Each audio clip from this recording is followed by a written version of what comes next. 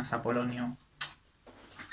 Bueno, este vídeo quizás sea más largo, pero merece la pena.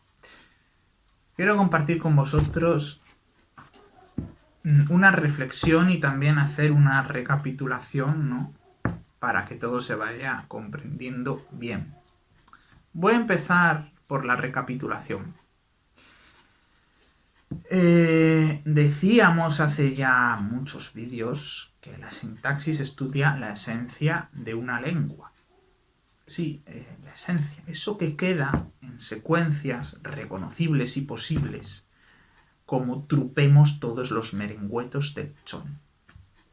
Y eso que queda en esas secuencias, esa esencia, no son más que grupos de elementos con otros grupos dentro, es decir, una división jerárquica de las secuencias lingüísticas, relaciones entre esos grupos en el sentido de que para que una palabra o grupo aparezca en el interior de otro tiene que cumplir ciertas condiciones, tiene que relacionarse con sus elementos de la misma secuencia, pues de ciertas maneras, tiene que desempeñar ciertas funciones lo primero de todo.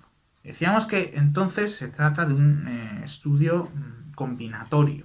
La sintaxis estudia las condiciones que las palabras en las cuales lo esencial solo es muchas veces la terminación, a veces la palabra entera, las condiciones que las palabras tienen que cumplir al combinarse.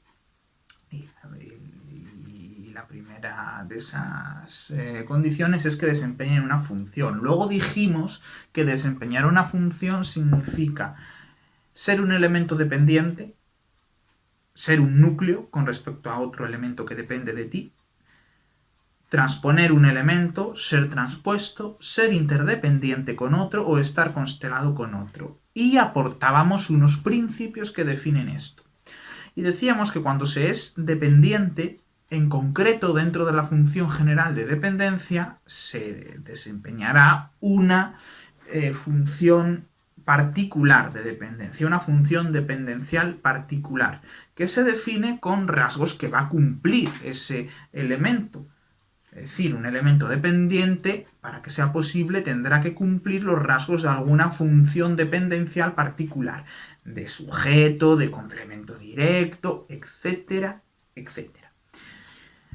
Estas son las condiciones primeras que tiene que cumplir un elemento para aparecer en una oración o en una secuencia mayor. Esto lo estudia la sintaxis, que es el estudio de esa manera que tienen de combinarse los elementos esenciales de nuestra lengua, para de esta manera estudiar esa esencia. Una esencia que nadie ha decidido que sea como es, más que la naturaleza de nuestro cerebro. Por tanto, y aquí ya comienza la reflexión, decíamos ya en una reflexión anterior muy pequeñita que es un estudio natural como el de la biología, el de la física, de orden mental, eso sí, a veces más impreciso, por supuesto, pero en definitiva un estudio natural. Una ciencia natural, si queréis, aunque llame la atención este planteamiento. No es tan raro entre los lingüistas, este planteamiento, aunque en secundaria no se suele ver así, en España por lo menos. Desgraciadamente, si no, no estaría este canal. Así que tampoco es tanta desgracia, porque está bien esta conversación con vosotros. Bueno, da igual, no es esa la reflexión es la de la sintaxis.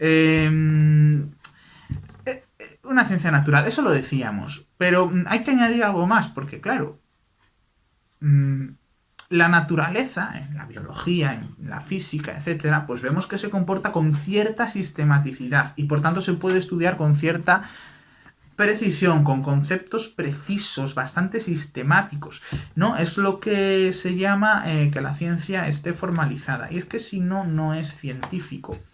Si hubiese una materia de estudio determinada por la naturaleza, pero que fuese caótica y por tanto no se pudiese estudiar de manera formalizada, es decir, con conceptos precisos que se cumplen, que están bien definidos, que son sistemáticos, pues no sería posible hacer una ciencia.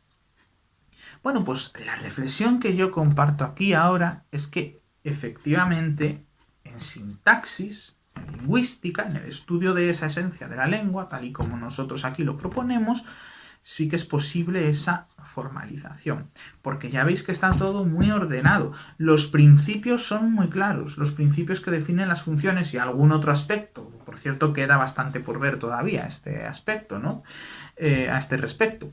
Los principios están ordenados, definen claramente las cosas, si me permitís esta palabra. Y luego, en concreto, las funciones particulares de dependencia se definen con rasgos como la concordancia, etcétera, a lo cual ya he aludido. Pero es que estas definiciones son sistemáticas y además, dado que la dependencia es la relación principal, porque es la más numerosa, esa definición sistemática de funciones sintácticas de dependencia de tipo sujeto, etcétera, es la base, la matemática del resto del estudio de la sintaxis, del resto del estudio de la esencia, de todo lo demás que también se tiene que cumplir. O sea, esas funciones sintácticas dependenciales particulares, definidas de manera muy sistemática, como ahora vamos a comentar, junto a los principios generales que definen la propia dependencia y las otras relaciones que existen, interdependencia, transposición y constelación, constituyen la base sistemática de todo lo demás que tiene que hacer la sintaxis para estudiar la esencia de una lengua y que iremos viendo.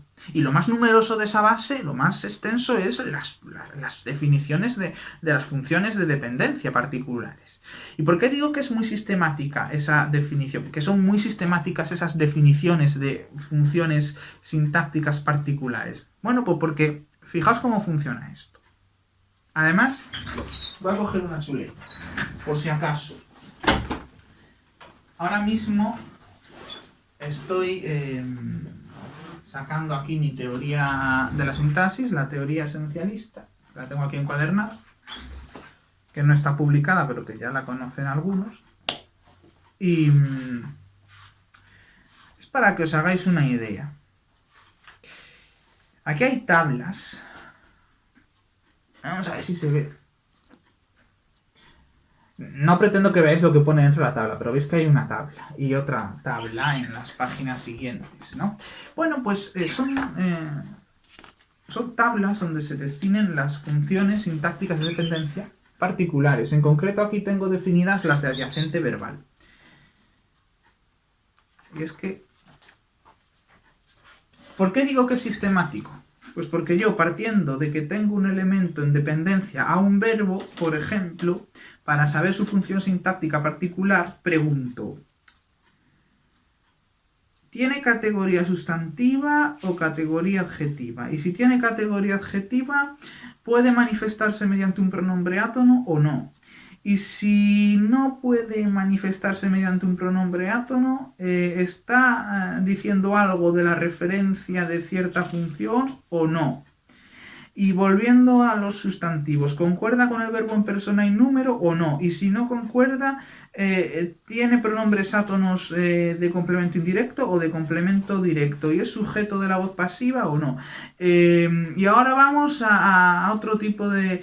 a otra casilla distinta. Y hay más preguntas. Esto es sistemático, esto es como en botánica. Una pregunta, un rasgo. ¿Cumple este rasgo? ¿Sí? No.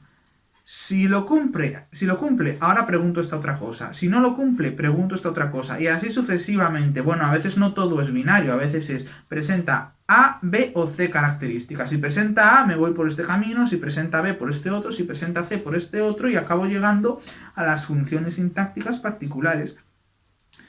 Sujeto, complemento directo, hay muchas. Función periférica polar de perspectiva, que diréis, ¿qué es esto? Bueno, pues lo veremos en algún vídeo, donde iremos definiendo las funciones. Una propuesta, la que tengo yo aquí. Función periférica polar de condición. Función periférica polar pura. Función periférica concesiva. Función periférica escalar. Función periférica espectral. Función periférica de exclusividad. Función periférica de predicación secundaria. Conector, impersonalizador, intransitivador, dativo, complemento circunstancial de causa, finalidad, tal, de enunciación, función periférica... Bueno, todo esto se define opositivamente, como acabo de decir, y entonces está formalizado. Por eso digo que la sintaxis es una ciencia natural y está formalizada. Lo que sí que ocurre... 10 minutos. Bueno, Lo que sí que ocurre es que para que una ciencia, en este caso la lingüística, se consolide como ciencia, tiene que haber acuerdo entre las propuestas teóricas. Y esto se consigue con el paso del tiempo, y la lingüística no ha conseguido todavía el tiempo suficiente para que esto ocurra. Entonces yo aquí propongo una de las muchas teorías que hay y en sí es una ciencia. Las otras teorías en sí también lo son, pero la lingüística en conjunto, lo que pasa es que parece que son muchas lingüísticas distintas, muchas ciencias distintas. La lingüística como ciencia global, pues es que como hay tanta diferencia entre unas corrientes y otras, apenas existe, pero esto poco a poco se va solucionando. Ya haremos otro vídeo divulgativo sobre esto, sobre cómo creo yo que se pueden ir fusionando las diferentes teorías. La mía, por cierto, ya implica bastante fusión de otras. Y de esta manera irse consolidando la lingüística. Sé que tarde o temprano tiene que ocurrir, aunque hay muchos expertos que no lo ven así. Yo sé que sí, porque lo que sí que es evidente es que la lengua en sí es un sistema bastante preciso. O sea, hay cosas que suenan bien y cosas que no suenan bien. Entonces, eso sigue unas reglas bastante precisas que en algún momento tendremos que estudiar todos de la misma manera, como más o menos hacen los físicos con el universo, los biólogos, etc. Muchas gracias por compartir esta reflexión y nada, son 11 minutos, pero de vez en cuando pues hay que echarle más tiempo para pensar cosas así bonitas y más relajadas, ¿no? Porque esto ha sido más relajado. Así que nada, ha sido un placer compartir esta reflexión con vosotros. Muchas gracias por ver el vídeo. Si te ha gustado, un buen like. Si no, dale incluso un dislike. Muchas gracias.